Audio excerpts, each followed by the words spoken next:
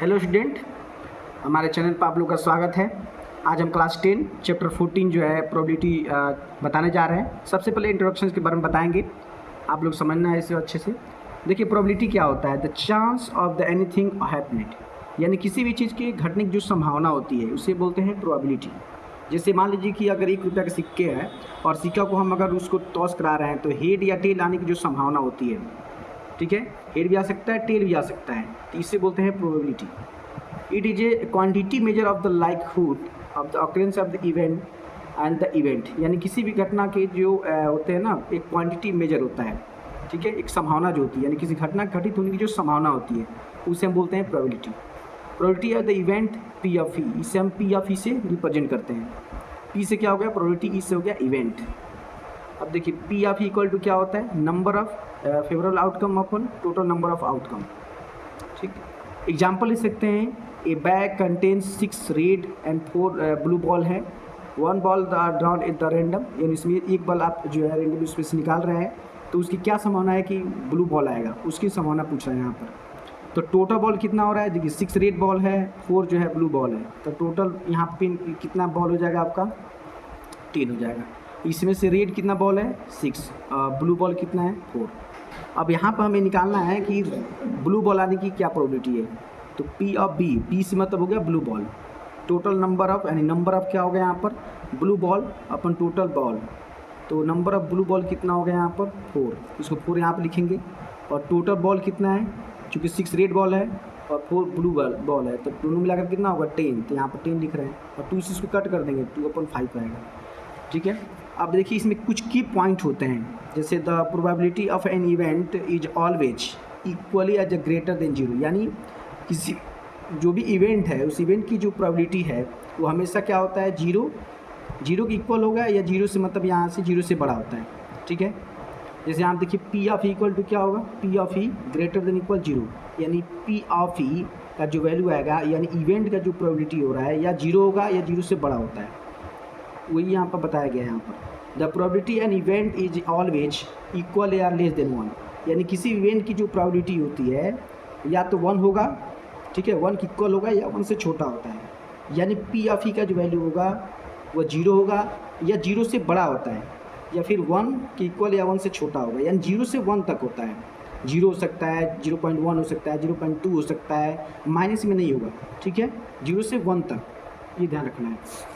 Probability and event is never negative, यानी जो probability होता है किसी भी इवेंट का, जो प्रोबेबिलिटी होगा वो नेगेटिव नहीं होता है।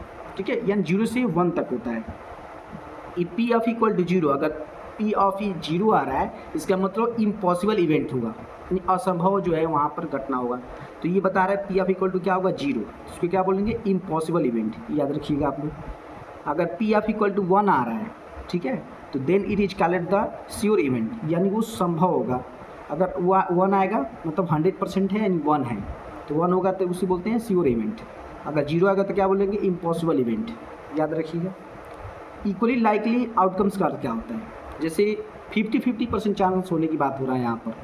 जैसे अगर कोई सिक्का है और सिक्का को हम टॉस करा रहे हैं, तो हमें मालूम नहीं है कि पहले कौन सा आएगा, हेड आएगा टेल आएगा, तो वहाँ 50% चांस है हेड आ सकता है, 50% चांस है टेल आ सकता है।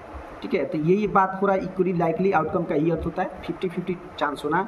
जैसे ए है तो ये 50% चांस है कि हेड आ सकता है, 50% चांस है कि वहाँ पर टेल आ सकता है, ये आप समझ गए। अब उसके बाद कम्प्लीमेंट्री इवेंट क्या होता है, ये मेन टॉपिक, इसको समझना है।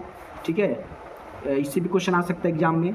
If is the event then not P of E is called the complementary event, यानी जैसे मान लीजिए कोई इवेंट है, तो अगर कोई इवेंट है तो उसकी प्रोबेबिलिटी क्या होता है? पी ऑफ ई होता है।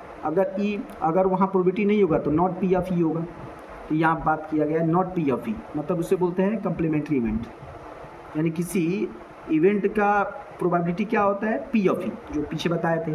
अगर किसी इवेंट का प्रोबेबिलिटी पी ऑफ ई हो रहा है, तो इवेंट का प्रोबेबिलिटी नहीं होने की प्रोबेबिलिटी क्या होगा? नॉट पी ऑफ ई, ये ध्यान रखना है।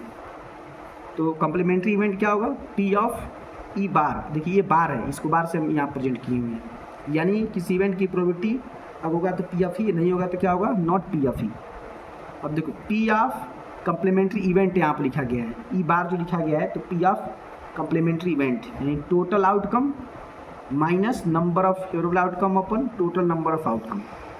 तो ये भी ध्यान रखिएगा यहाँ से। जैसे एग्जांपल हम ले सकते हैं, ए बैग कंटेन 4 रेड एंड 4 जो ब्लू बॉल है, and the ball down at the random, उसमें से रेंडम आप एक बार निकाल रहे हैं, तो उसकी क्या प्रोबेबिलिटी है कि वो ब्लू बॉल नहीं होगा। पीछे क्या था, ब्लू बॉल होने की प्रोबेबिलिटी पूछ रहा था, यहाँ पर नॉट लगा हुआ है। तो जब नॉट लगा हुआ है क्वेश्चन में, इसके मतलब हमें यहाँ पी ऑफ कम्प्लीमेंट्री इवेंट की बात कर रहा है। तो इसी फॉर्मूले पर बनाएंगे, जैसे रेड बॉल है 4 जो है ब्लू बॉल हो जाएगा, इसमें 6 रेड है और जो है 4 बॉल जो है यहाँ पर ब्लू है। अब देखिए P of B bar, B यहाँ पर क्यों लिए हैं यहाँ पर, क्योंकि ब्लू बॉल की बात कर रहे हैं यहाँ पर। तो टोटल यहाँ पर outcome and total outcome minus number of favourable outcome upon total number of outcome यहाँ पर हो जाएगा। तो यहाँ पर टी मतलब टोटल आउटकम 10 हो जाएगा ना, क्योंकि 6 रेड था और 4 जो है ब्लू बॉल था, तो 10 हो गया। माइनस ब्लू बॉल कितना है, 4 है, देखिए क्वेश्चन में दिया हुआ है कि 4 जो है ब्लू बॉल है, तो 4 रखें यहाँ पर। और उसके बाद टी जो है टोटल यहाँ पर आउटकम कितना है, 10 है। माइनस करेंगे तो 6/10, यानी यहाँ से 2 से ब्रेक करेंगे तो 3/5 होगा। तो अब देखिए 3/5 था और यहाँ पीछे सॉल्व किए थे कितना आया था, 2/5 था। ठीक है, यानी किसी इवेंट की प्रोबेबिलिटी पी ऑफ ई और नहीं होने की प्रोबेबिलिटी क्या होगा, नॉट पी ऑफ ई। तो दोनों को ऐड करेंगे ना तो वहाँ पर 1 आएगा, ये ध्यान रखिएगा। ठीक है, तो इस तरह से हमारा जो भी इंट्रोडक्शन था वो समाप्त हुआ। अब एक्सरसाइज शुरू करेंगे। और हमारे चैनल को आप क्या कीजिएगा, लाइक कीजिए, सब्सक्राइब कीजिए, वीडियो को ज़्यादा से ज़्यादा शेयर कीजिए। मिलते हैं अगले वीडियो में, तब तक के लिए थैंक यू।